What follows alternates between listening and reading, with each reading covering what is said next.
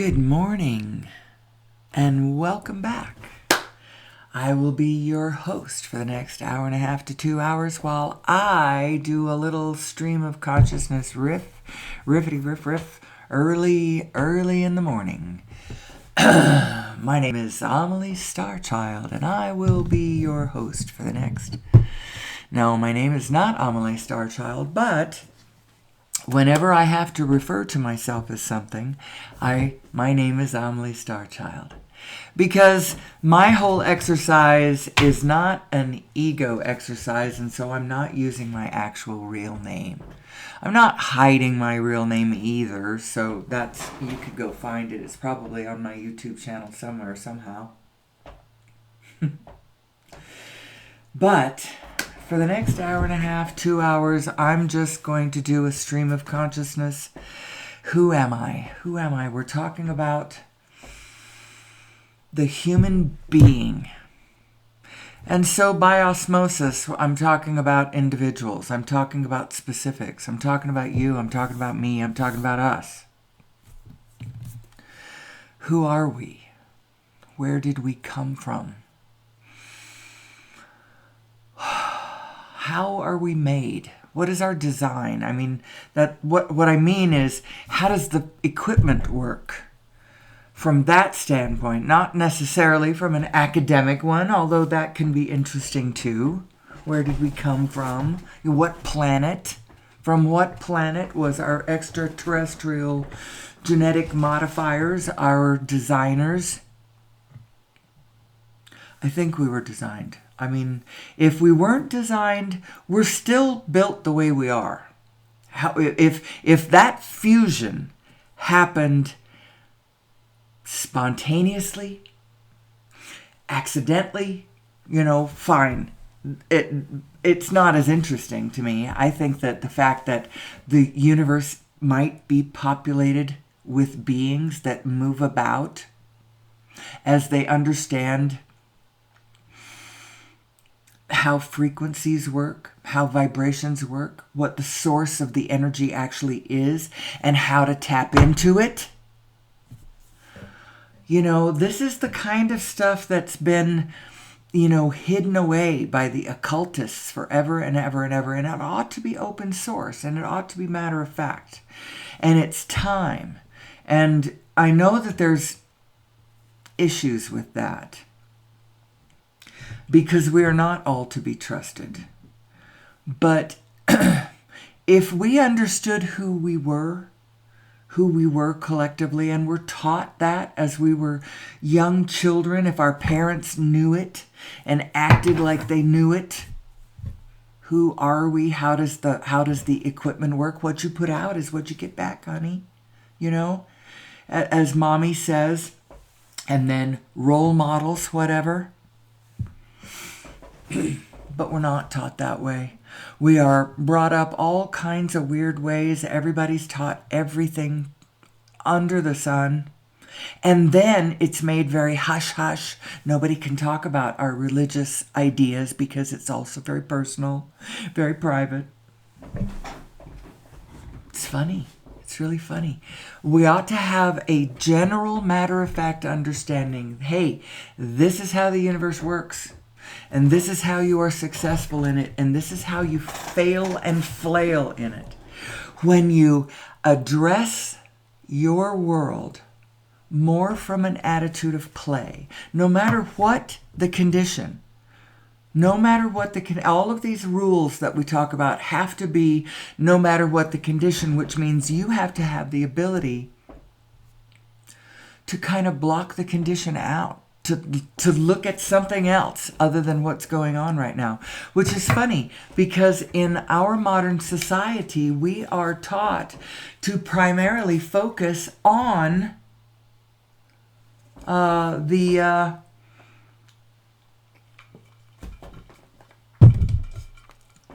materiality of it. We are materialists. We are taught that way because our primary flow of where our information comes from is from science. That's our primary one. Now, secondarily, we all go to church. And well, I don't go to church. I used to. I was raised in a church. My daughters, I never took them to church. And I probably should have, just because it's educational, just because it's informational, you know. Although, if I then could have told them things that helped them put what they were looking at in context. I don't know, there's all kinds of things I'm thinking, oh, if I only knew this, I would have done that better. Ooh, oh shit, I wish I'd have known that. Anyway, too late now, they're 34. Everything is always working. You can always work the formula so that whatever the condition, whatever happened, you can always work it so that was, so that you can still repeat the mantra, things are always working out for me. Things are always working out for me. Somehow, no matter what the condition, things are always working out for me. And there you go, no matter what the condition. But we're taught to focus on the condition because the condition is primary, right? No, the condition is secondary. And so we should be focusing on the vibration, the spirit, the feel of it. That's what we should be actually focusing on. And in our peripheral vision should be what shakes out is the details. The details should be in our peripheral vision. Materiality should not be in our primary vision, although you know what? It's okay to put your focus on the materiality as long as it feels good. If it feels good, if you have a positive feeling because of it, it means you're resonating with your greater self. It means you're on track. It means thumbs up. It means full steam ahead. But if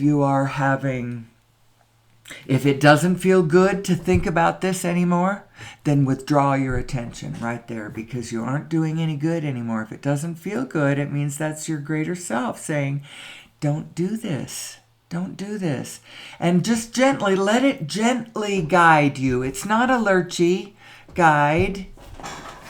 You know, your inner being is not guiding you in a lurchy way. It's gentle. It's like you are a forward-flowing light machine, only you're not a machine. You're a light ship. You're a starship flowing through time, flowing through space, moving forward, looking forward. Your job is to sit in the driver's seat and look in a forward direction and feel your way through this.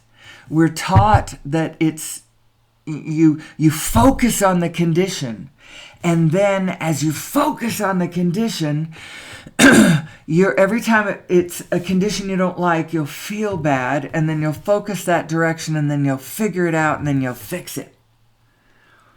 And, you know, to a point, this method works, but it's really not the way we're designed, and it's not the way to optimally work the machinery. The way to optimally work the machinery is when it feels good, step on the gas. Look at everything specific that you can get your eyes and your heart and your hands and everything else on. If you're enjoying it, if it's fun, if it's something you like, do it. And if it feels bad, even though somewhere inside of you think I'm air quoting, you think you ought to. I'm not sure if I'm air quoting think or ought, but either one of them. If it feels bad, withdraw your attention because the vibration of it is primary, and how it feels is your greater self trying to guide you. It's not telling you, focus on that condition and then figure out a way to change it so that then you can give yourself a permission slip to feel better. It's not like that. It's as you gaze out upon the world, your inner being is, she's looking at the same thing you're looking at, okay? As your eyes scan the landscape, she's with you. But she's got her eye on all kinds of other things too. And the more you don't, the more she is thinking about things that you aren't thinking about.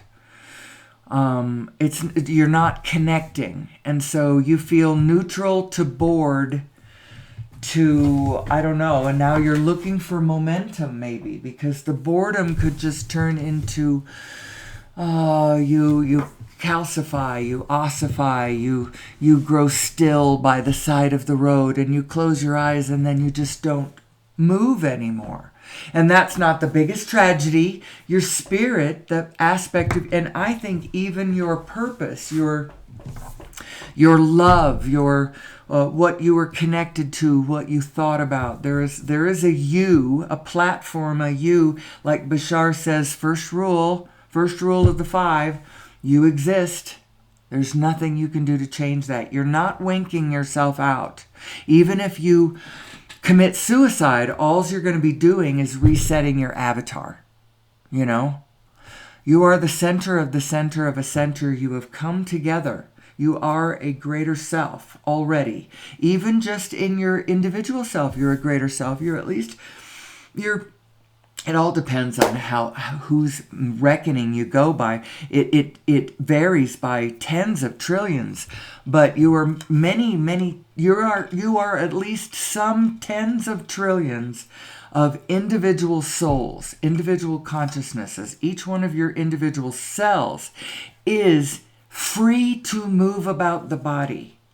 Now, there are patterns that they are largely following, morphogenetic patterns, and the structure of your body is limiting what they can do.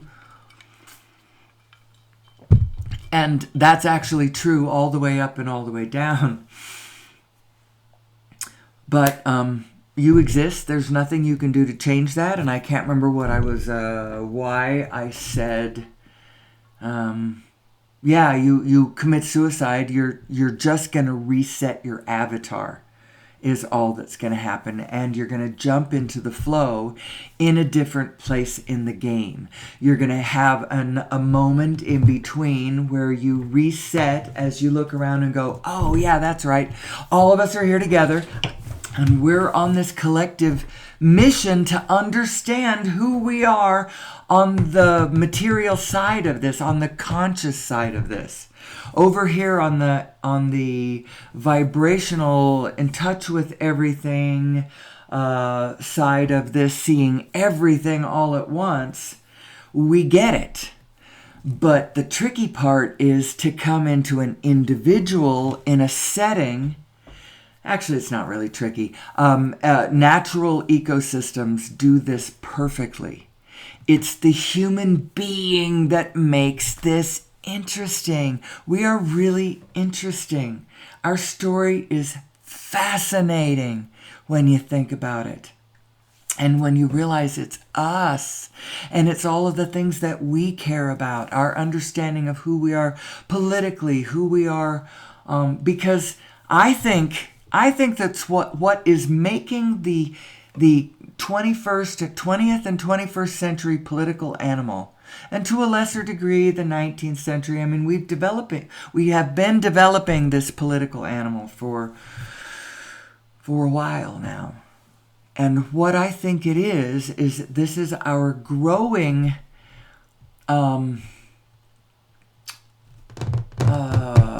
well, I always talk of ourselves as being a super being. Is that how I put it? A super organism. That's right, a super organism. And the movie, go watch the movie Living in the Future's Past. You can find it on YouTube for free. Jeff Bridges narrates. And it's not, I don't stand behind anything really 100%. I extract from everything bits of information. I'm like, ooh, I like this. Ooh, I like that. Ooh, I like this. Ooh, I like that. It's like a buffet. The whole universe and all of life is like a buffet. Abraham is absolutely correct about that. And just don't worry about the things you don't like.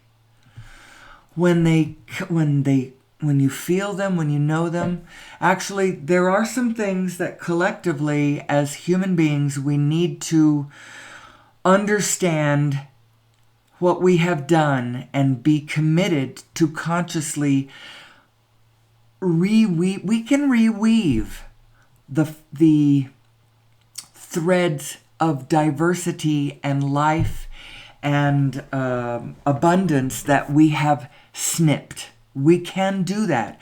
We have held a lot of the some of the really cooler, more striking members of the animal kingdom. We have in zoos and stuff repositories of genetic diversity, if you will, as a last gasping gesture on planet Earth, if it comes to that. But we can build it back. Also, what we have to do is we have to stop killing what we've got left. That's a big one. How would you get people to stop killing what we've got left? First of all, you would take care of them. You would make sure that they had access to food and the barest minimum of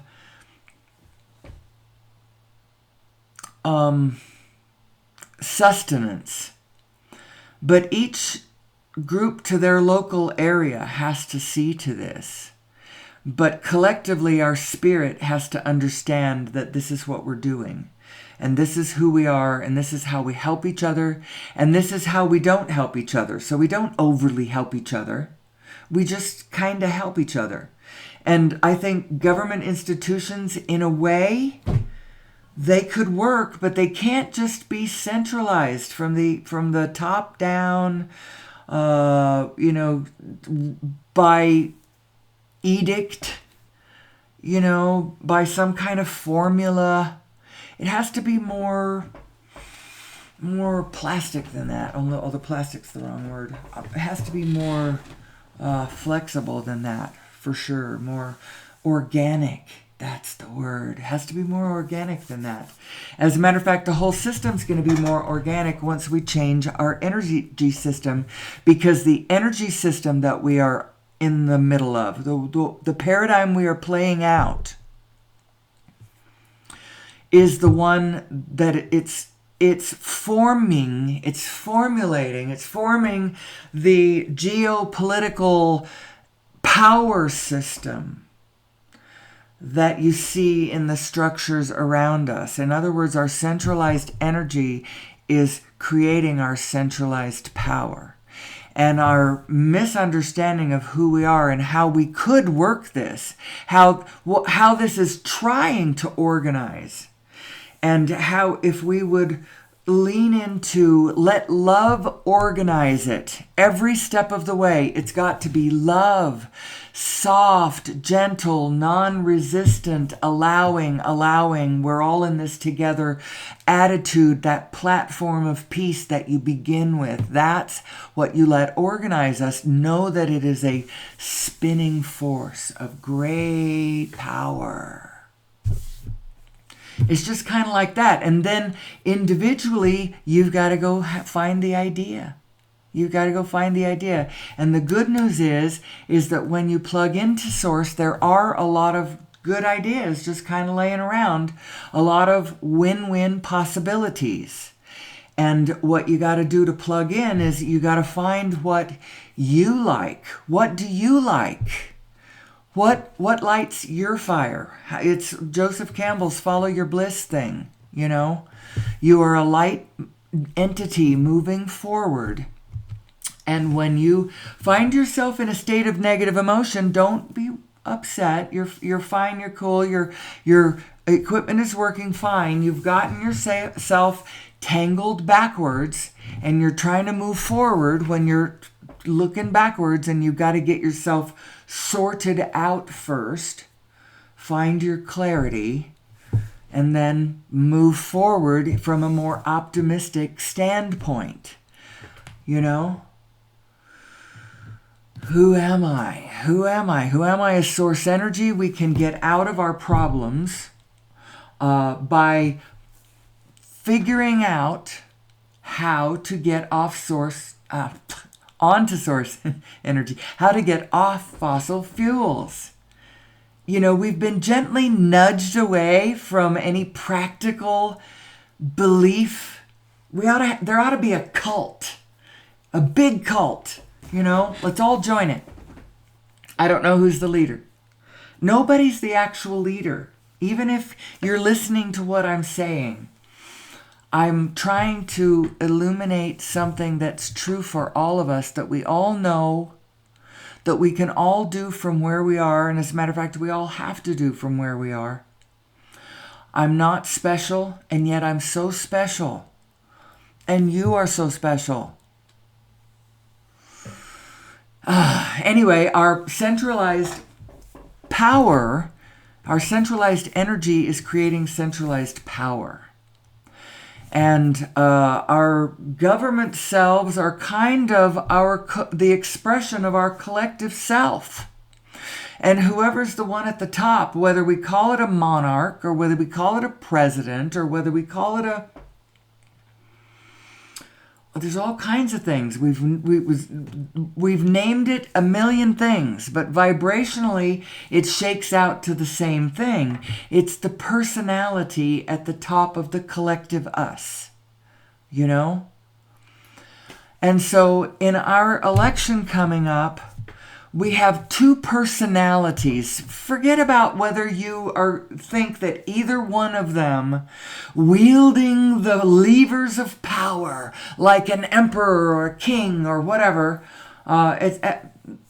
America's an empire, so they're emperors, whoever they are. And whether you believe that one or the other is going to be the one who... think of them as personalities. And which one is the... I actually think the girl is she's light and frothy and bubbly and whatever. The other one is dark and angry and imagines that he is going to fix it. Now that's the problem, because when he says he's going to fix it, that means he wants all the levers of power in his hands so that he can fix it. Do we want that? Do we want a restructuring of our power system so that it puts more, or do we want it to be more unwieldy, forcing us all to come into some kind of agreement? That's actually what we should do, because what we're looking for is the win-win position, and only the win-win position. We're not looking for the win-lose position. We're looking for the win-win. And the win-win position happens to be... Now, unfortunately, this win-win position doesn't actually win for the fossil fuel industry. But you know what? The industry is just made of beings, human beings, who are using that industry sort of as an organizational tool for them to build their own livelihoods. Within the industry, as up and down, and then the money that flows, and all of the people, and all of the, and it comes into a neighborhood, and it might fuel the economy of a whole state, or something. So this is one of the reasons how come we should have a universal basic income, so that the human beings involved in all of our systems have the flexibility to go do what they would rather do. And you might say, well, who's going to man the crappy jobs? Well, two things. There's two ways that those crappy jobs get filled. One is they don't get filled because they don't need to be done. Maybe, chicken murderer in that really ugly, soul-sucking way of an industrial chicken farm, maybe that effing job doesn't even need to be done, first of all. And the jobs that really need to be done, but are still kind of crappy, we're trying to automate them away. And some people are still resisting. They're like, no, don't automate away my crappy job, because it's all I have. But if we had universal basic income, then the cells of the body of our nation could naturally flow where they wanted to go.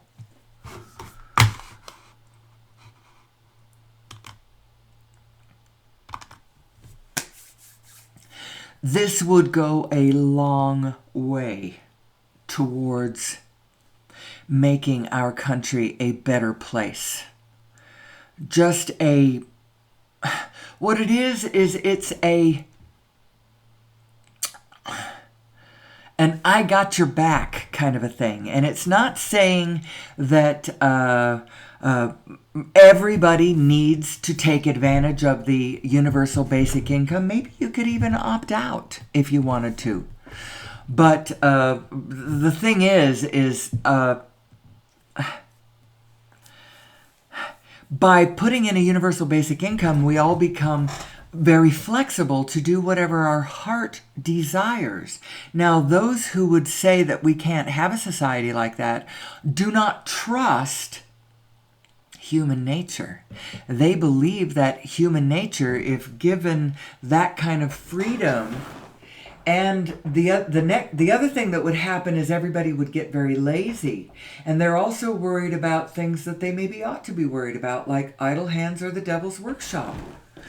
I believe that universal basic income, combined with us knowing who we are, what we're doing, what the object of the exercise is, where we're going in our individual lives, where we're going in our collective lives, our general understanding of how our basic equipment functions, what our positive and negative emotions mean, who our inner being is, who our collective inner being is.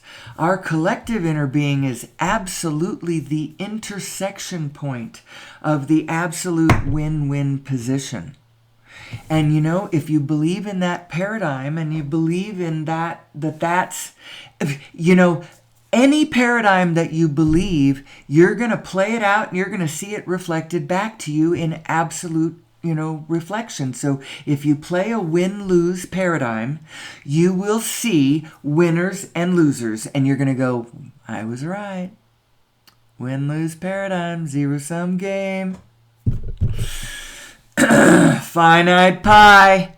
But you know what? If you play the game as a win-win proposition and you recognize all the players around you as potential cooperative components to your ventures, to your ideas, to what you want to do, what you want to think about,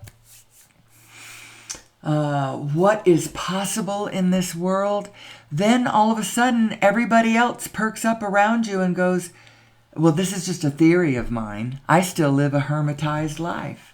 But I think that this is an idea that's going to catch on, because the more that you live in a win-win paradigm, the more that the beings around you begin to organize in a collectively, a mutually beneficial way, and we all take up the part that we are inspired to, the one that we want to do. We look at the reality around us, we see what we all want to do, we see what needs to be done, we see what tasks agree with us, and we jump in on it, and that's the way our society needs to organize. It's not organized that way right now. Have you noticed? It's organized by... What's organizing it right now is tradition and law and where we've come from. Materiality first paradigm brought on by the introduction of science and the paradigms of, the mental orientation of the scientific viewpoint, which is just by its very nature a study of the material world. It just is. It's a study of the material world.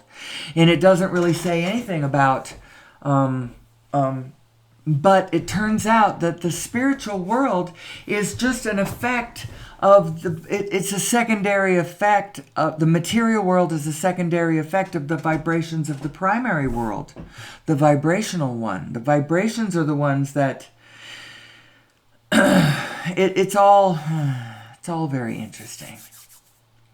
We are not taught in a matter-of-fact kind of way that this is your configuration. We're taught all kinds of ways about this mysterious force that some people believe in and other people don't believe in, and some people call it the G word and some people call it other things. I like the Almighty. I like that one because it's sort of the right expression. It's talking about that allness that is everything other than your specific individual you. And everybody has a different perspective on this same big, almighty quantum soup, multi-dimensional experiential grid, whatever you want to call this thing that we all share.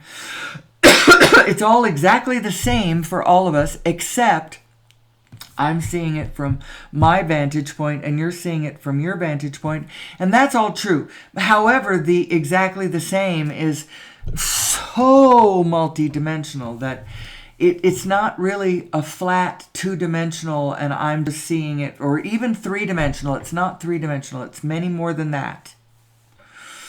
Apparently, we are flickering amongst billions of dimensions every second. And it is just a question of tuning into the universe that you prefer and focusing in the direction that you prefer and building that positive vortex of positive momentum from where you are moving forward, focusing on what you prefer as you navigate your starship into the parts of the galaxy that you would like to. In other words, so your state of being is the most important part of this equation, because it's telling you you're facing forward and you're clear, or you're facing backwards, you've got yourself turned around. And if you try to move your starship from that direction, it's like you create antimatter. Maybe that's what it is. I don't know. There's a blast of something that you do. Now, practically, what am I talking about? It means you've fallen into a state of negative emotion, and you are letting that negative being drive your car. You are acting in your state of negative emotion. I've always been very reluctant to do that in all of my life. I've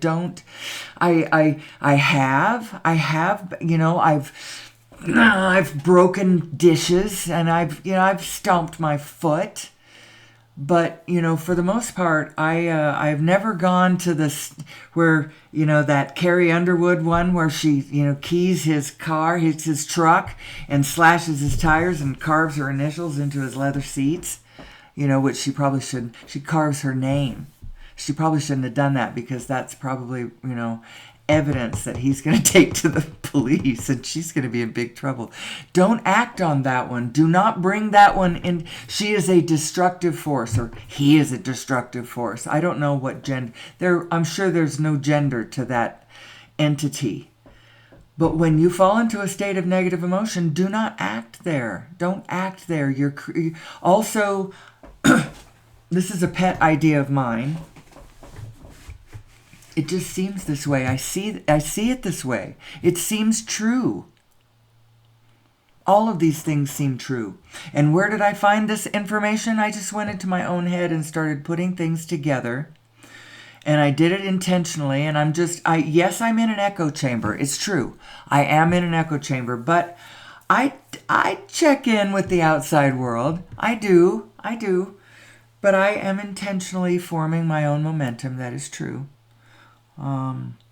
The Who Am I project here is me putting all of my stuff together, putting it together for myself, and talking it out and working it out so that I can see what makes sense, what fits in, how it fits in, because I came to a conclusion a long time ago. It couldn't possibly be an either or question.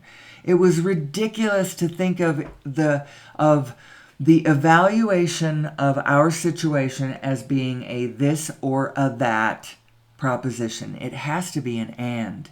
It's this and this and this and this and this and this and this and this and this and this and this. And when you add it all up, what does it look like? Well, from my position, when I add it all up, I'm air quoting, add it all up now, because what I'm doing is I'm looking out at the world, at the almighty everything that is other than me. So there's me, and then there's everything that's other than me. Now it turns out that they're both the same thing. There's only you. And one is a reflection of the other. You're going to get back on a wavelength of the other what you put out from you. So it's like the universe is a great big mirror. And just like a mirror, if you want to see a smiling face in the mirror, you've got to be the one that smiles.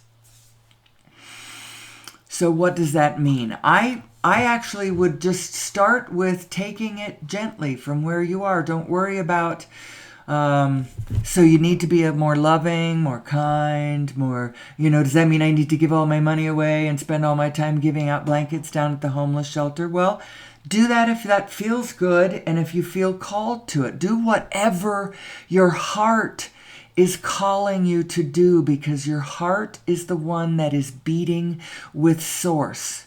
It's the one that is organizing us all collectively. And how it wants to organize us all is along playful lines, along loving lines, along positive, optimistic lines, looking forward, thinking what's possible here lines, looking forward as what would be fun lines, what would be more comfortable, what would be more abundant, what would be more beautiful, what would make us all more free.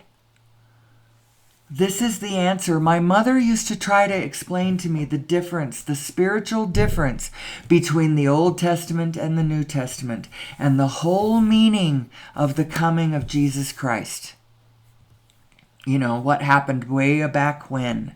And before they all followed the law, and it was such a nitpicking law. It was so tedious and intense, and there was a formula for you do this way on Wednesday, and then this on Thursday, and you spin 3 times, and then process your salt in this way, and then the meat has to be that way, and this is what we say in the prayer, and the law, tradition, like Fiddler on the Roof. That was the time of the law, was the time of the Old Testament, and the whole meaning of her Christ, her Jesus that she felt in her heart. And the whole meaning of the New Testament was the time of the Spirit. So there was the time of the law and then the time of the Spirit. And the Spirit was this thing that everybody who followed Jesus understood, this Spirit, this loving Spirit of non-resistant flow and kindness and connection and all that. But they were living in a time when that was just not, it was a pocket of something that was easy enough to snuff out because we didn't know who we were. And it wasn't the time yet. It wasn't the time yet. And so the way it died was the Roman Empire just swallowed it up. And all of the elements of it sort of disappeared into the woodwork. And they're still there. You can find them. If you happen to have a religion and you come across my information, I hope that it does not take away your faith. I hope that it shines light on the blessed, where your religion is right. That's what I want you to focus on, where it's right. And then you'll just see in your peripheral vision, you'll go, oh, and that's where it's wrong. But that's where it's right. Isn't that interesting? So anyway, who are we? Who are we? And what is this all about? I think that you can think of your inner being. There's lots of ways you can conceive of this. So Bashar tells us, he says something really interesting about our equipment. He says, your broader mind, what is his expression that he uses to describe the greater self, the higher self? Doesn't matter. That higher self, you've got a higher self, an overview. An aspect of you that is vibrationally in touch with more information and cares about more information than just you. And it is attached to you at your position on the grid, so it's your piece of it. It's like you're my giant, my inner being. Put your hand in her hand. She cares about what you care about, but she cares about more than just that. She's sitting in a win-win position, bigger than just you. So your higher mind is the conceiver. Your physical brain is the receiver. And your physical mind is the perceiver. Conceiver, receiver, perceiver. I just thought that was interesting. He's got a lot of pithy stuff. I like some of his stuff. He claims to be, I believe, I think he's a mortal being somewhere. I don't know if that means he's going to die at some point, or whether his physical... his essence has been captured. His non-physical entity has been captured in the Bashar thing. And so now he's going to be passed around on the... I don't know. I'm making shit up now, so don't quote me. Don't quote me on... Well, quote me kindly only. I stand by nothing that I say. And yet I stand by everything I say. It's early. It's always early, and I never know where the show is going to go. It's taking unusual turns lately, too. Both.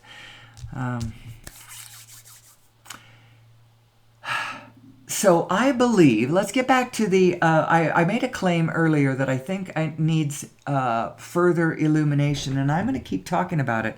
I might even talk more and more about it as we get closer to the election. I know which personality I would like to be the one who's meeting foreign dignitaries, who's making friends with other foreign dignitaries. One of the candidates is likely going to go make friends with all of the other dictators. He's just going to. He's just going to go do more, ceremonies, scepters ceremonies with the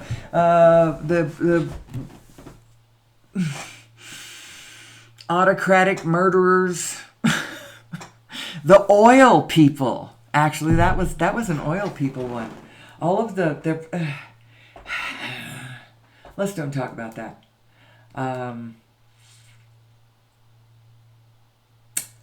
About the fuel, though, about the fossil fuel. When we get onto a different source of energy, it's going to diffuse the whole centralized power. All of the power right now, big ag is a powerful thing. It's our collectively churning out large quantities of food.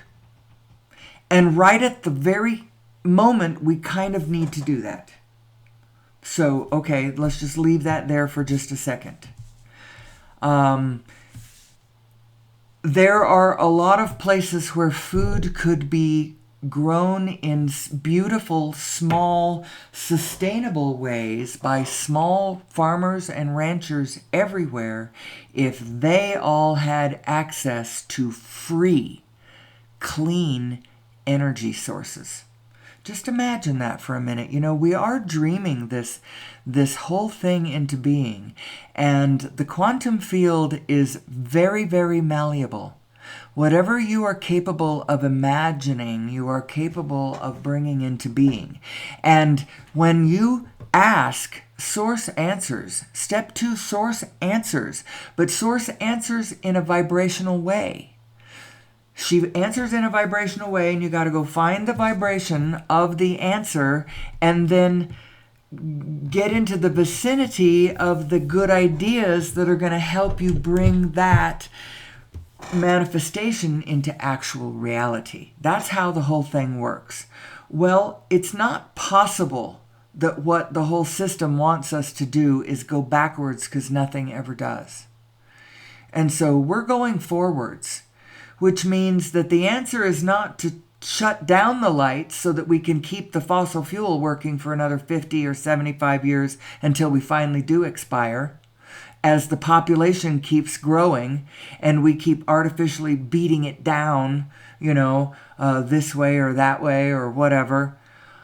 The answer is we need to learn how to create abundance, enough abundance to support us and all of the rest of the biofield on the planet. We need to start co-creating with the biofield in a win-win paradigm for all of us. And the way you do that clean is you get off fossil fuel. There's just no reason to be on fossil fuel when you understand the actual nature of the universe. You're like, there is this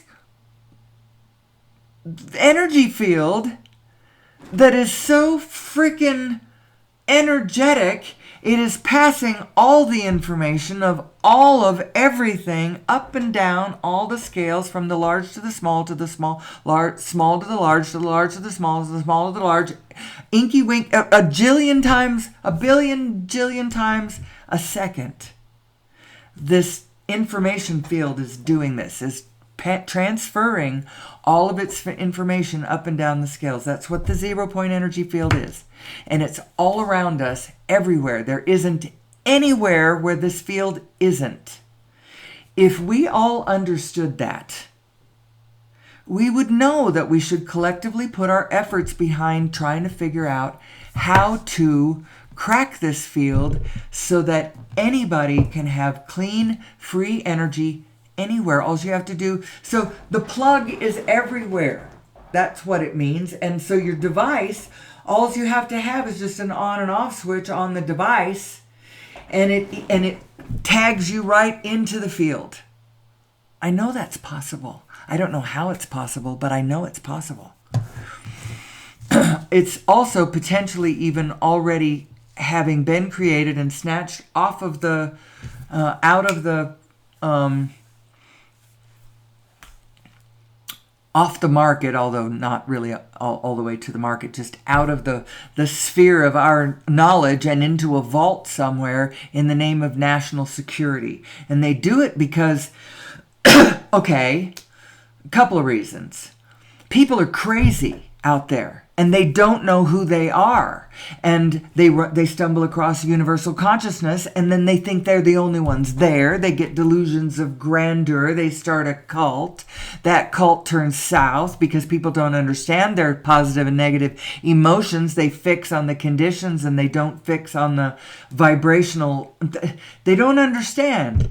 And so it inevitably doesn't end well when people don't understand who they are and how this works. And if you have all these millions of shards of independent fiefdoms splintering off into their own whatever with all of the energy that they personally need, and F you to the rest of the group, we can come over here and arm to the teeth, because how many guns do we have going on right now? It is a national security risk. We should know who we are. We should know who we are. And then maybe we just kind of walk away from the guns, collectively, without, just because it's like, not because anybody's trying to take them away from us, but because, maybe it is a national security risk to have all these guns lying around and people, I also think that with good general understanding of how source energy works, how your general equipment works, the ideas about, what's possible in the universe, I certainly think that we are not alone. I personally have never been visited by an alien, which I find maybe they're waiting until just the right moment. I'm doing so well on my own, passing down the message that they don't want to pollute the waters of my solo clarity. There's a kind of clarity that comes when you just add up all your own stuff and figure out, what it looks like from where you stand. I recognize that my position is not the only position. Of course it isn't. It's all perspective. I've got a perspective. You've got a perspective. They've got a perspective. They are all lighting up their particular corner or area of the grid, their little specific assignment, eyes on their bit. And love, when we love each other, we can see each other's point of view. And then the whole grid lights up for us. And then we see what God can see. That's how it works, or at least I believe that's how it works. That's the paradigm I'm working on, because if you get back what you put out, then that's what I'm looking for. I want to be friends with all of humanity. And I think that all of humanity wants to do that with all of humanity. You travel around the world.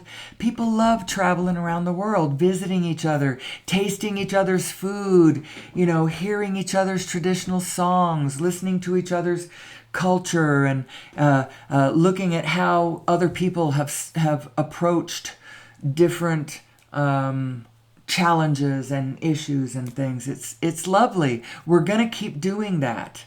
We love to play with each other. We're just going to keep doing that. The local Airbnb, the local eatery, what is there to do here, What kind of walking trails are there? What kind of nature, beautiful nature projects have we created that people can come visit and interact with, or whatever? The coolest one I have heard of so far, it was, we've been watching a show, Still Standing. I think we've got to the end of what's been posted on Amazon anyway. Lovely show, hosted by the guy who plays Crabtree on the Murdoch Mysteries, if you've ever watched that show. It's a Canadian show set in Toronto at the turn of the between the 19th and 20th century, right around 1900. And Murdoch is like this scientific genius. He's invented everything. He's a detective, and that doesn't matter. Anyway, Johnny Harris goes around small towns in Canada and sees the humanity and the good humor, and focuses on how people have adjusted in what ideas they've come up with in order to continue to live in the community that they love with the people that they care about. And so it's a wonderful well of good ideas based on people doing something for love. So it's really a lovely platform. And there's this I wasn't going to talk about the orchards, and then I was going to talk about something else, and now I can't remember what I was going to talk about. And the only thing I can think of was the orchard. Oh, no, I remember what it was. This was the coolest idea. What these people had done is there weren't any beavers in this area where there used to be beavers, and the river ran in a particular way, and there was a big dry area, and they dug it out. They dug it out in a maze in a particular way, and then they did this thing. It's only in Canada, right? Then they do something that attracts the beavers back into the area. And the beavers build the dam lower down where they have enticed them to come and do that. And then the whole back of it fills up, and it becomes the coolest kayak maze. And now kayakers come to do this really, really cool kayak maze created by the beaver dams down below, but conceived of by the human beings and carved out and then co-created with the beavers for a big win-win situation. And part of how this town now is surviving is because it has tourists coming to visit this lovely feature that they have. And so the local eateries, and so the local Airbnb, and so the local this and that and the other thing, and the people come and they organize, and see how that works. Organization, the power of organization is a flow of currency. And the universe is trying to organize us in this lovely win-win, love each other, connect to each other, think about it when it feels good, withdraw your attention when it does not, flow forward, choose what you prefer, focus on what you prefer. Oops, didn't like that, I don't like that, but you know what? I know how to make that better because this is what I prefer, what I prefer, what I prefer. You see how that works? Keep the aperture of your focus on what you prefer, even if it doesn't exist yet. You know, actually that's what I'm doing. It's an exercise in that. I'm casting spells and I'm drawing this future the vibrational frequency of this future that I prefer. I am drawing it closer to my now self by focusing on it, even if it doesn't exist right now. Right now, I look around and I see everybody using frickin' fossil fuels, and I don't hear many people talking about focusing on trying to do anything different. If they ever think about it at all, you know, you're like, well, we specialize, right? We're specialists. I do my thing, you do your thing. Somebody in the energy sector surely is working on this, right? No, the people in the energy sector are the people in the fossil fuel. They've been captured by the industry and they're not working on not being on fossil fuels. And besides that, most of us, especially the educated ones, are taught that you can't just create energy out of nothing. That's breaking one of the laws of physics, isn't it? No!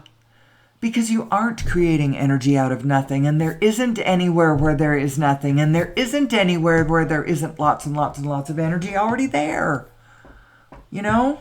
Source energy, the 0-point energy field, the quantum field, is this field of Plancks exchanging, reverberating their information across the scales to one another.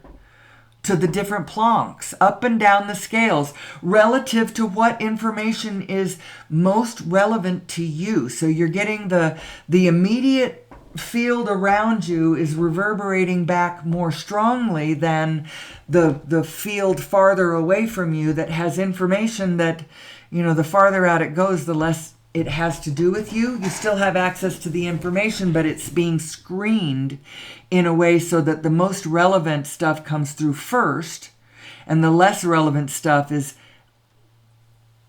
later on or farther out, or I don't know how to say that. But anyway, we've just given up. We're just going to do that, you know, and all of my state, or a whole huge portion of my state, votes always in favor of whatever benefits the fossil fuel industry. F the fossil fuel industry, viva le people. And the reason those people are down there, you know, fighting for their industry is because that's the way they survive. And at least in this country, if we abolish their industry, they're shit out of luck. Or SOL, as we say, you know, on the PG side of it. That's where the universal basic income would come in handy, because then they could still pay the rent. You know, desperate people do desperate things. And when you put people in desperation, but the conservative side seems to think that you need that in order to have any sort of incentive to be anything other than the sloth, the worthless slug, that couch potato that you naturally would be if the government just paid you for no reason whatsoever. That's one way of looking at it, and that's definitely not seeing the good in human beings. I think that that what would happen is people would no longer act from their desperation. They would start acting only from what their desires were, what they wanted to see happen, what would make things better from a less desperate point of view. I think that some people would perhaps be couch potatoes and sloths, and certainly they would be right now, because they don't know who they are, they don't know what they're about, What's the object of the exercise? We are not in good organization with one another. We don't know how to organize with one another. There's the organization of the law and the structures of the economy based on the petrodollar, which is largely what it's based on, the petrodollar now, which that's another reason. When all of a sudden petroleum is worth zero, what happens to the economic structure, the way we have organized the economic structure around the world? Ooh, what happens? Well, it crumbles to the ground is what happens. So the question is, well,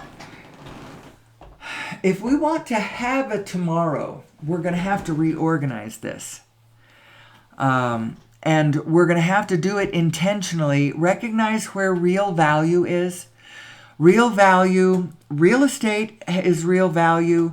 The ability to grow food is real value because it's the ability to keep human beings alive as we reimagine different things. So when we understand that we really are all in this together, then we help each other each one of us find our different, but help each other to find our collective but different way. So it's not going to be the dog eat dog the way it is right now. When we change our understanding of this situation, the spirit of this whole thing, the spirit of this whole venture is going to shift. And we're going to be so much happier so quickly. What makes you happy is to be clearly walking in a direction from where you are to where you want to be.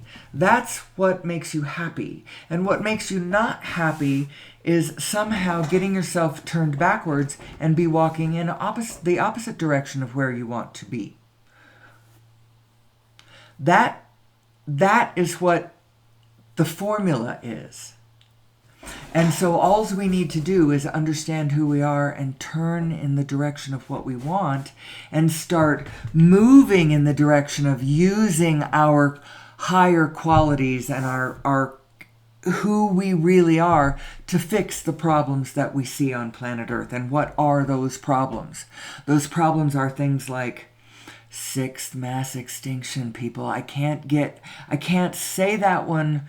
I can say it often enough because you don't want to hammer that one too much, but it's sitting there and it's ugly. And for an animal lover like myself, and we lived for 2 years in Africa back in 1972 to 1974, and then visited again in 1977. And I'll tell you, I bet you that the quantity of animals that were there compared to what probably is there now, I bet it was, I haven't been back, and I don't really want to go back. I don't believe that it's necessary at this time.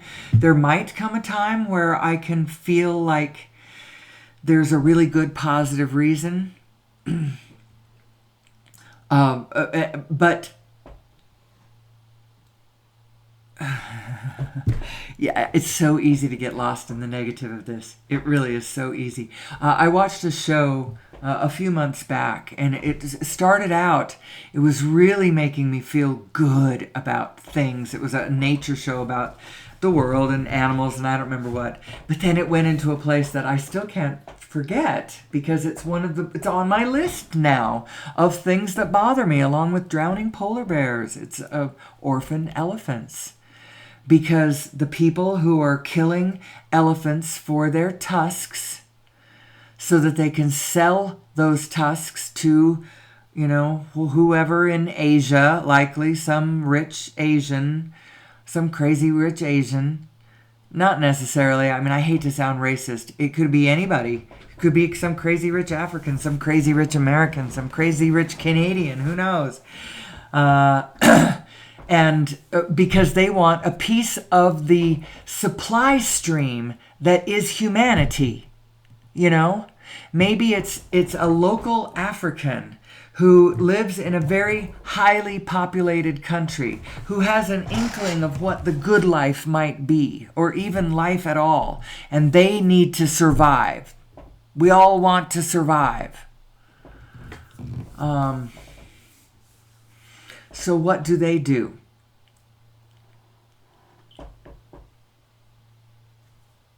They kill the elephants. And what would be the secret? How would you fix that? Make a commitment to feed all people in the world.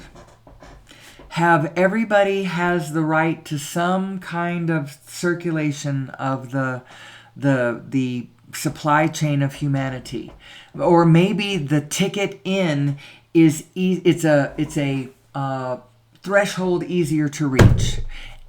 One of the things that would do that is free, clean energy. Now, the third world, who doesn't have the infrastructure that the first world has. What is the infrastructure? Well, the things like the power stations, going down to the transfer stations, going down into the neighborhoods, and the wires connected to the homes that are all constructed in a particular way, with the electric devices, with the power plugs that plug into the house, that's connected to the grid, that's connected to the power station, that's producing the energy like that. So that's the infrastructure of the first world. Another infrastructure of the first world is the automobiles on the wheels on the ground. And so if you want to get to anywhere, you either have to have a helicopter, which is one thing, or if you want to have a more ordinary vehicle, you have to have a road that has been cut into the flesh of Mother Gaia and connects you from A to B. That's what you have to have. That's the infrastructure of the first world. Well, this is going to change utterly when you don't have to plug, when you don't need the wires. You don't need the wires. We maybe needed them for a minute. And our governmental structure, set a lot of our understandings of the technology into stone. You build the best of what you've got.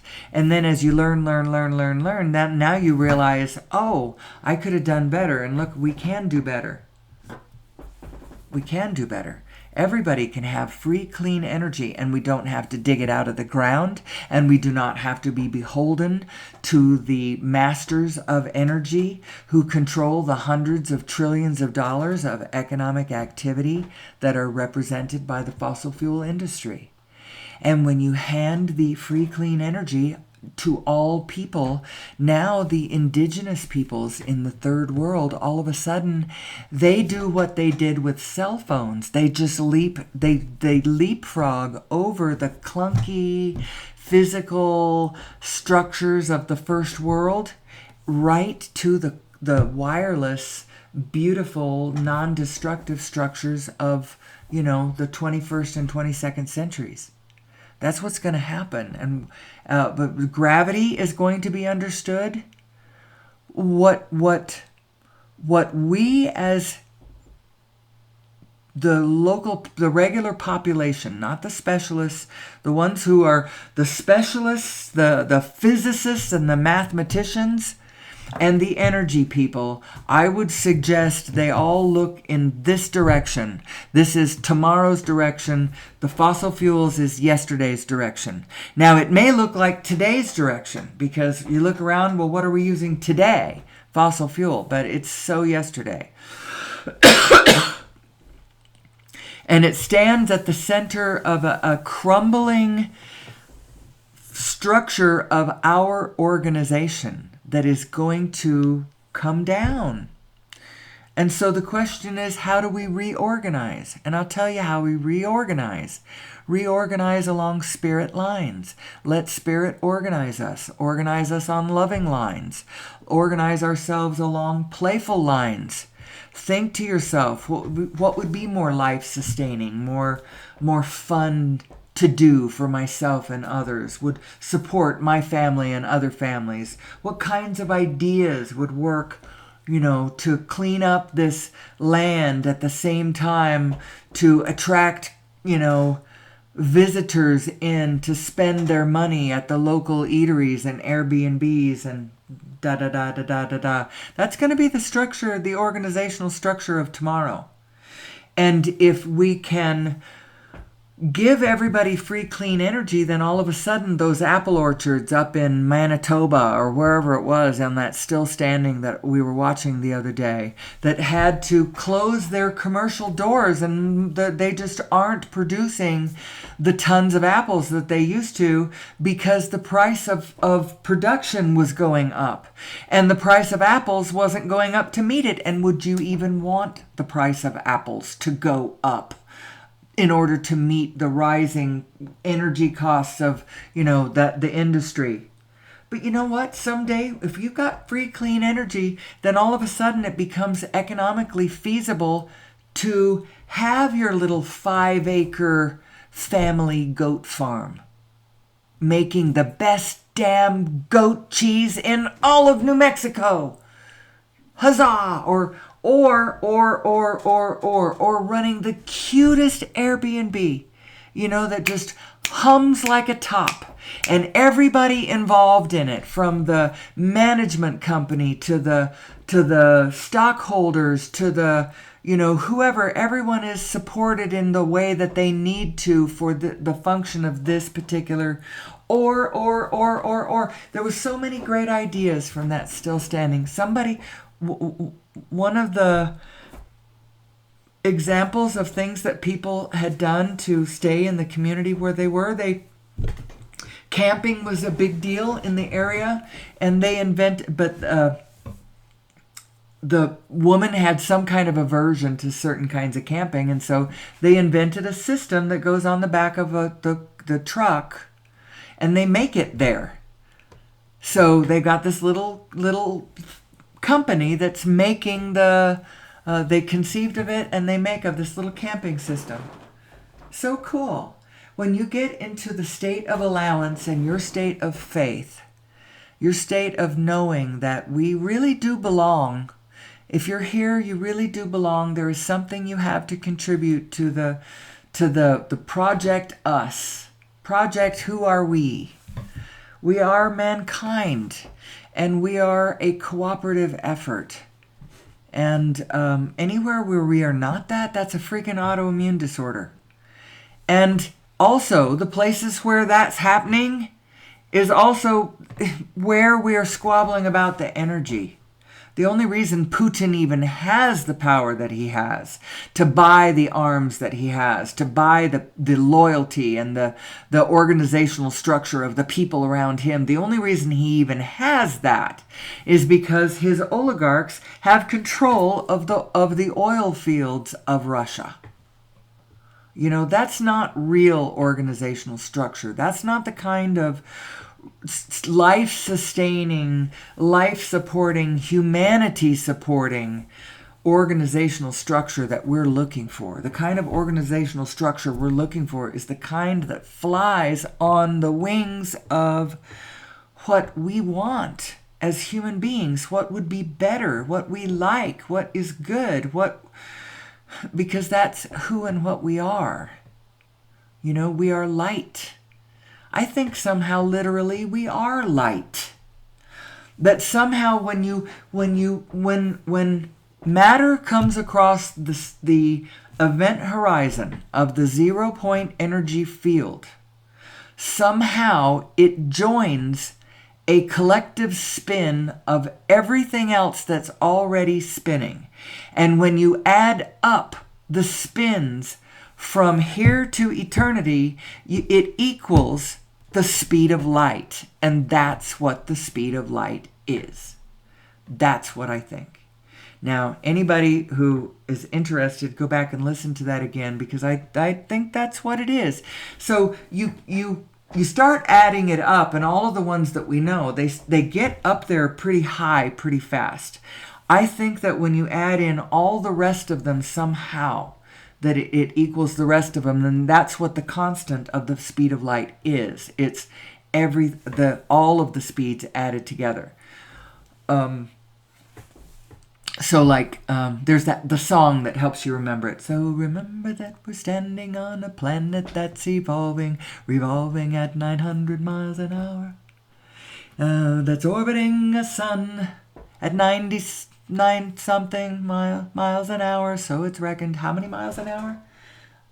So it's reckoned a sun that is the source of all their power.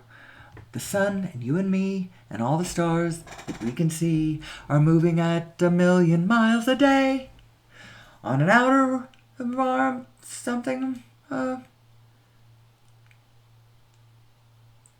16,000 miles an hour. A galaxy they call the Milky Way. Anyway, you get the idea. At every level, you add another. We're spinning at a certain level, at a certain speed, and then we're flying around the sun at a certain speed, and then the sun is flying around the center of the galaxy at a certain speed, and then the galaxy is flying around a cluster, and then the cluster is turning with a supercluster. I believe that there is organization all the way out to the universal size, that the universe itself is a toroidal spinning black hole. This flinging off Hawking radiation, causing big bangs in other universes and all that. I do believe what Nassim's saying because I can see it. I'm like, oh, okay, well, I can see what you're saying. So it's at least that. Maybe it's something else too, but it is this. Very interesting. So who am I? Who am I and what are we going to do about this? I don't know what we're going to do about this. I live a modest life. My husband has hurt his back. My ambitions are modest. Today we were hoping to go out and play 9 holes of golf at the local public golf course, the little executive 9 that they have. But I don't know. We'll see whether he didn't have a good night. What else do I have going on in my life? And why am I even bringing this up? Because I speak grandly about who we are and what we're doing and how this works. The answer about what to do individually is you got to follow your own heart. You absolutely have to follow your own heart. We are moving into a time when the law is no longer going to save us. What's going to save us is the Spirit. And how it's going to save us is our understanding of it. That this spirit of peace and love and connection is actually the ground state of being for the whole universe. It's the frequency upon which the wholeness exchanges its collective information across. It's the point that we all share. It's the point we all spin out of, that original spin, and as such, it is the original organizing force. There really is a beneficent, benevolent, conscious, kind force trying to organize us. And the hell of it is, I use that word not advisedly, is that what this force is it is spin. It's literally spin. Literally spin. But the spin, the inward spin, that direction is a spin of, it is love, it is gravity, it is coherence, it is the organizational force of pulling things together in a coherent way. There is another kind of spin. You witness it in a hurricane or a tornado or a riot or a war. There is that kind of spin. There is that kind of organizational force. It's an organizational force of disorganization. And it tends to blow things apart. I call it Shiva energy. I call it Loki energy over the Norse god of mischief. I call it demonic energy because it is also that.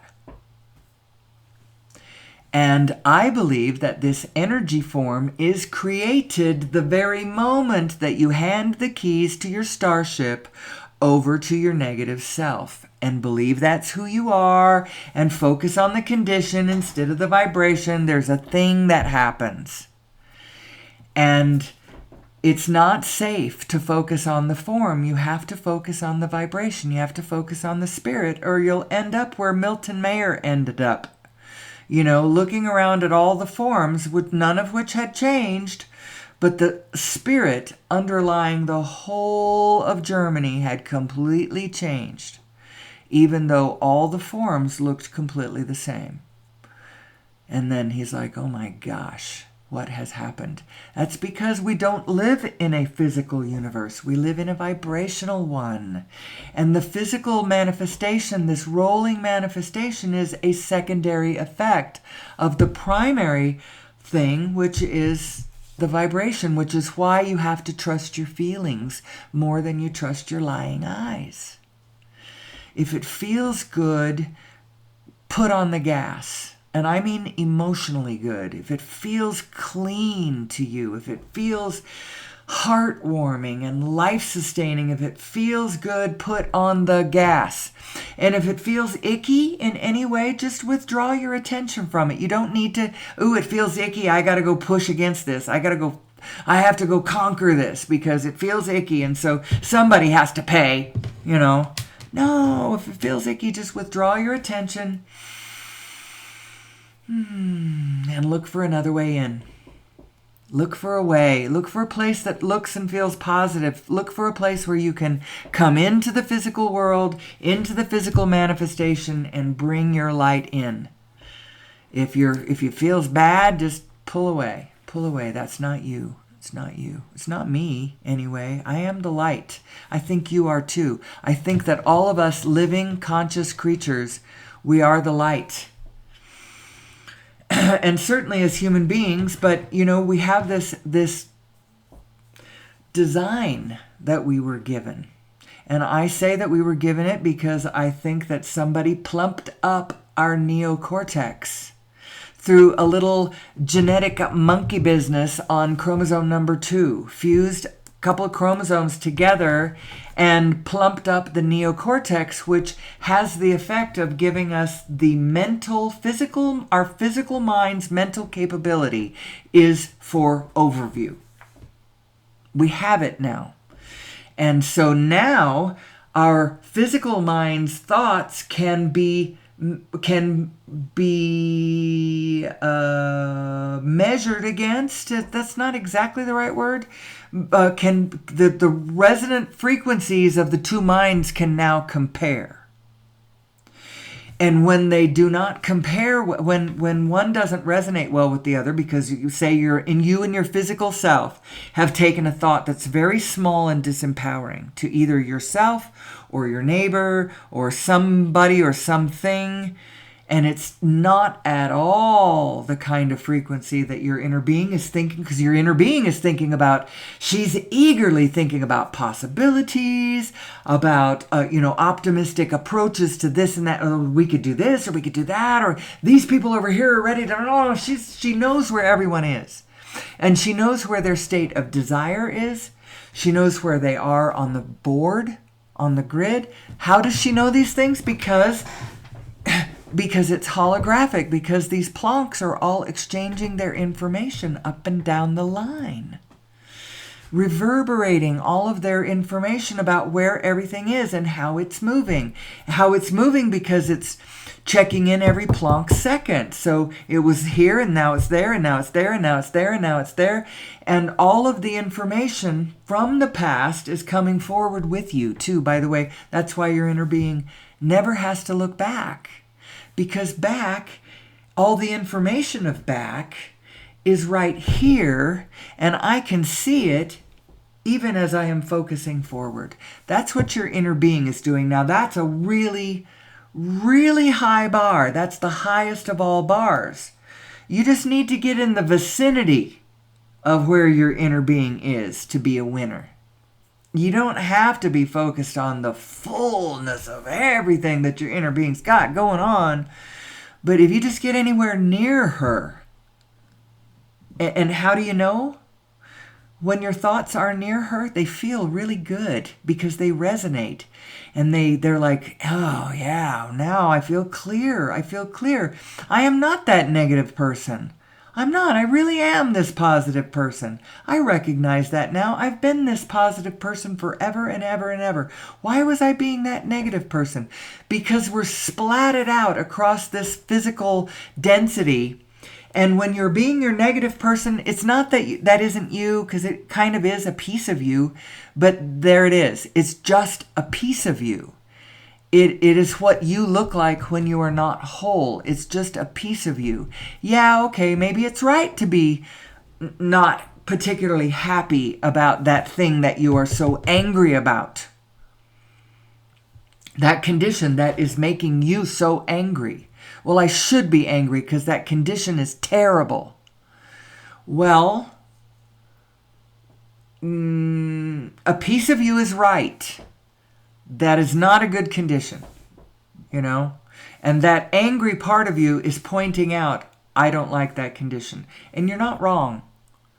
But the wholeness of you would see how to get out of that, how to fix it. And so I'm not going to get mad about fossil fuel. All we need to understand is we can plug into source energy. I think ultimately it's possible, and we ought to throw our whole weight and strength behind it. But we're not collectively as a nation, because our whole structure now, the whole momentum of all of our structure is now built. We need the fossil fuel business in order to be part of all of the organizational structure, of all of how everybody works for their money and gets a piece of the what do I call it? The supply chain of humanity. And it's at the bottom of all of our financial units. And so if you just like twinkled your nose and all of a sudden there was just free, clean energy for absolutely everybody, it wouldn't be great right at first. Without the collective cohesion of the commitment of the universal basic income, which basically means you have access to the food supply. We might even have to do rationing cards or something, I don't know, for a bit, just to make sure everybody gets food right at first. But there's going to be so many people distrusting the organization of the wholeness because we think that they're manipulating us. And a lot of times they are. There might have been some truth to the pandemic, But on the other hand, a lot of other people used it to their advantage to restructure and reorganize in more centralized ways that benefited them a little bit more, power-wise and such. And so, on the other hand,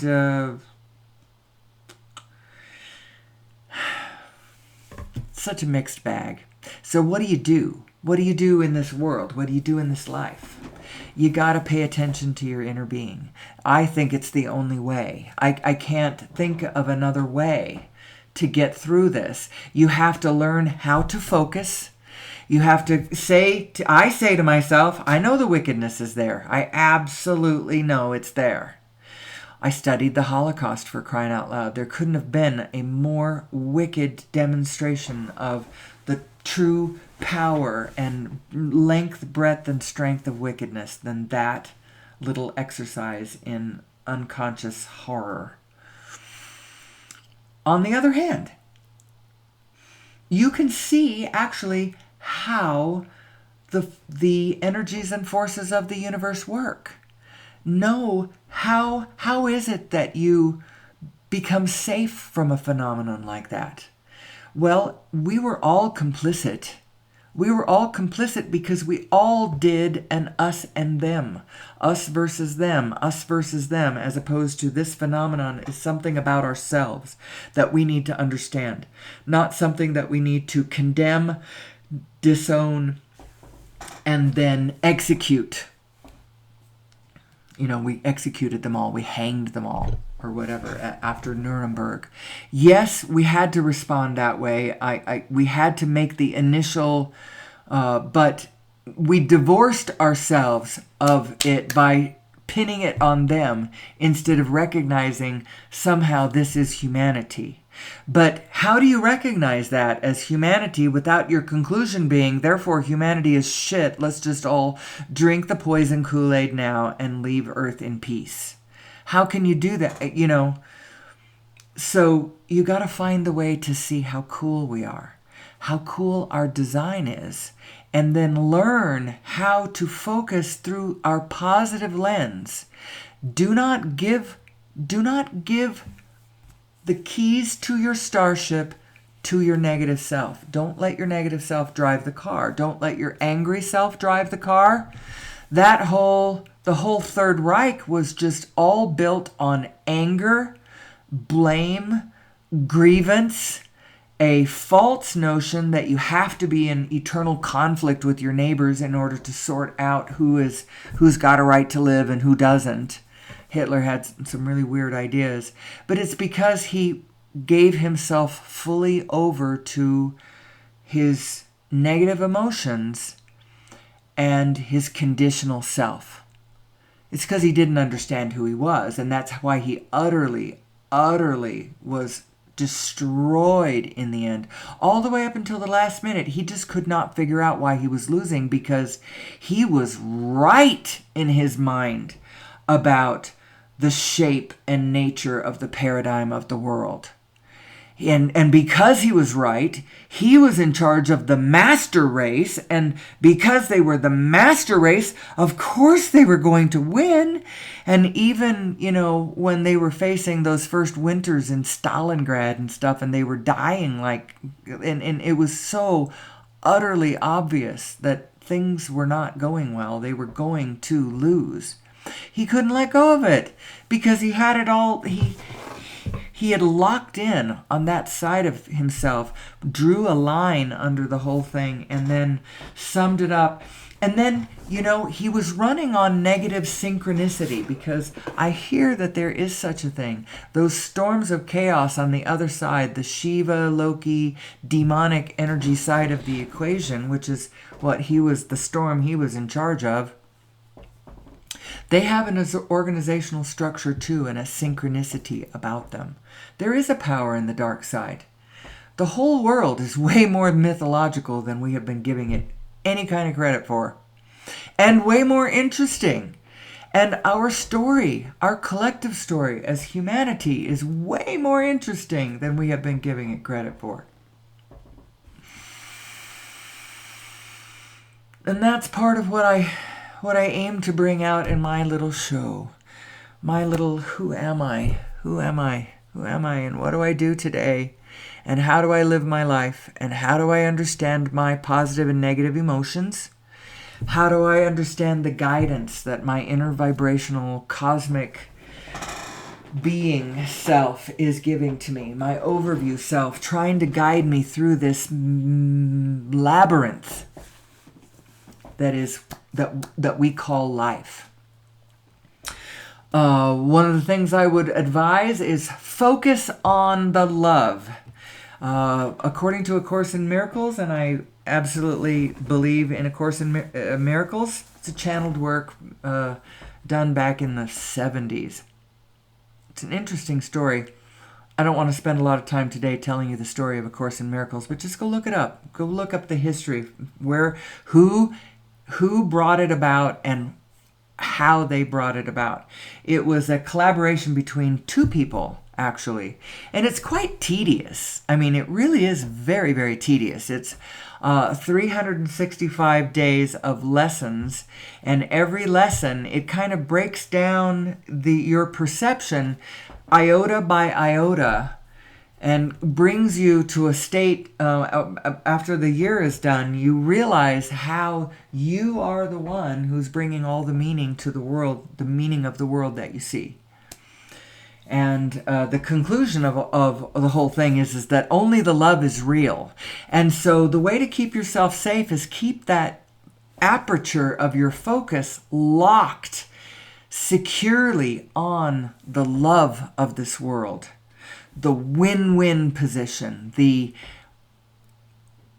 all for one and one for all position, the we're all in this together position, the win-win-win-win position. Because actually that is the most powerful position on the planet. It's the one where if you successfully hit that position and hold it, every being that is will be a cooperative component to your endeavor, because your intention is that all life thrive. All of us do well. I want to see enough food for 10 billion people on planet Earth and all the other critters too. And I think it's possible. I think it's possible. When all of us have access to clean, free energy, then all of the little tribes can go back out into the woodwork and they can survive in the modern world with modern technologies, but they don't need the first world infrastructure. They can just go out into they can have their little private island out in the middle of whatever, with all of the free, clean energy that they, what do you need the energy for? Climate control, food production, ambulation, moving from here to there, like transportation and such. Farm machinery. You need to be able to get whatever it is that you are supplying to the supply chain of humanity. What is it that I can contribute?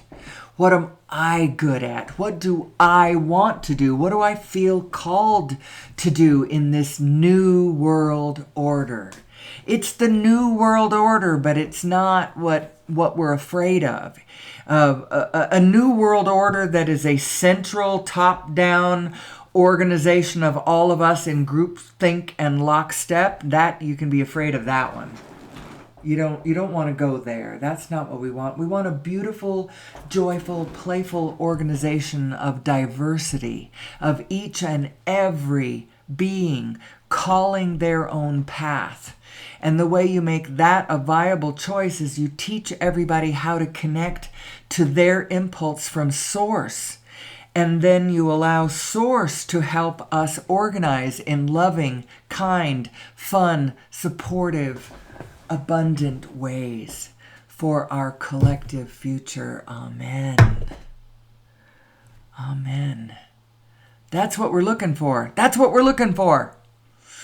And God willing, we're going to find it, or at least find our path, turning from the direction we've been going into the direction of where we really want to go, and see our way clear to start fixing some of our problems. 6 mass extinction. Sometimes I never get past that one, and I didn't get past that one. 6 mass extinction. Continuing wars. How about that one? Enough already. There is enough for everybody, except we're creating this artificial scarcity.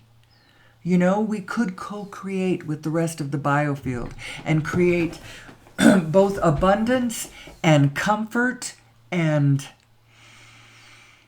joyful diversity. Who am I?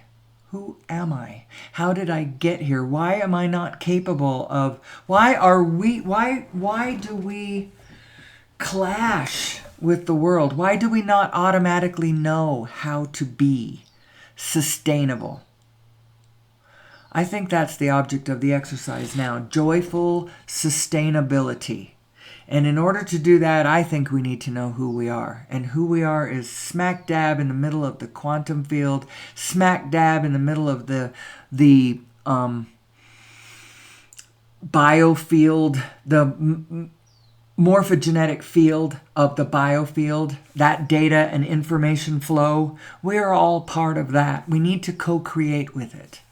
We need to live a paradigm of win-win, not freaking win-lose. When you play the game as a win-lose, you just create a bunch of losers. And that's not what I want to do. I want to win with the winners until we're all tired of all that winning. Anyway, so have I said it all? Have I said all I needed to say? I realize I never changed the slide. I have kept this little girl here. She's reading a book by some sort of magic firefly light. And the light of a full moon, is she reading some sort of story that she appears to be enraptured by. I was a voracious reader when I was younger. I read Lord of the Rings first time when I was 9 years old. I believe that was the first time I read it. I ended up reading that book 11 times. I don't know, there's something about 11 times because I read The Hobbit 11 times and I read Gone with the Wind 11 times. Another 1,000-page book, by the way. Reminds me of myself when I was young, and I am no longer quite all that young, but neither here nor there. Who am I? Who am I? Who are we? And I realize I am past an hour and 40 minutes, which means I kind of feel the energy sort of slacking off a bit. Perhaps I've said my say for the day. I'll be back tomorrow, probably. I guarantee nothing. Watch for me, though, and subscribe to my channel. I appreciate the thumbs up. I appreciate the subscriptions. I'm going to be sitting here in the same place for a while. I don't change the titles much. They change, the date changes is all that changes. So, do your best. Love your neighbor. Remember, your neighbor is your unknown self made visible. I have been your host for this short flight. I hope you enjoyed it. My name is Amelie Starchild, and I hope you come back and see me tomorrow as we discuss again, who am I?